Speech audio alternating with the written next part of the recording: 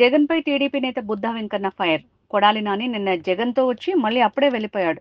సవాళ్లు చేసిన కొడాలి నానికి ఎందుకంత భయం? గన్నవరంలో చంద్రబాబు నిలబెట్టిన వెంకట్రావు చేతిలో వంశీ ఓటమి చెందారు. గుడివాడలో కొత్త అభ్యర్థి చేతిలో కొడాలి నానీలు ఓడిపోయినా సిగ్గురాలేదా? వంశీ నానీలను నిజంగా లోపలేయాలంటే నెల రోజుల్లో జైలుకు పంపేవాళ్ళం. విజయవాడలో బీభత్సం సృష్టించాలని జగన్ ఆలోచన చేశారు.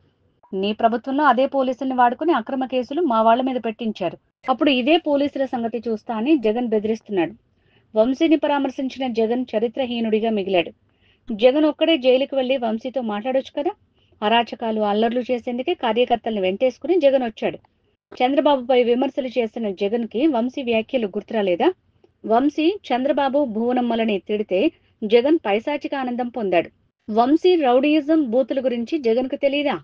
వంశీ, కొడాలి నాని, అవినాష్ల దాడులు బూతుల్ని జగన్ సమర్థించాడు. అరే అరాచకాలు సృష్టించే వాళ్ళ మీద వెళ్ళి మాట్లాడావంటే 4 సార్లు అసలు వంశీ ఈ కేసులో నువ్వు పరామర్శించినా నిన్న చెప్పాలా. వంశీ చేసింది ఆ రోజు తప్పు. 3 సార్లు ముఖ్యమంత్రి చేసినటువంటి ఎన్టీ రామారావు గారి కుమార్తె, 4 సార్లు ముఖ్యమంత్రిగా ఉన్నటువంటి చంద్రబాబు నాయుడు గారి భార్య భువనేశ్వరి గారిని ఆ రోజు మాట్లాడటం తప్పు అని నిన్న ఖండించాలి. భారతిరెడ్డి గారి గురించి ఎవరన్నా చెప్తున్నారా? అంటే వంశీకి ఒక్కడికైనా నోరు ఉంది, ఇంకెవరికి ఉండదా? మా పార్టీ విధానం అది కాదు. చంద్రబాబు గారి ఆశయం అటువంటిది కాదు. నిన్న కొల్లు రవీంద్ర ఏదైతే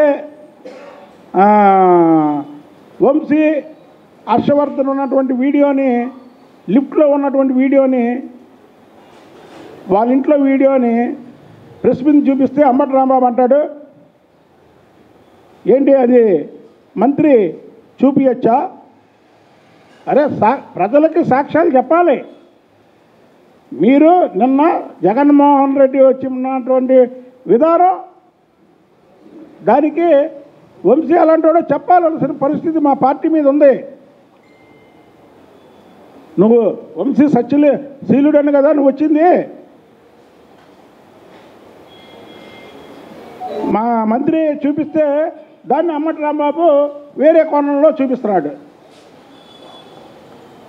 వీళ్ళు ఒకటి మాత్రం చెప్తున్నామండి,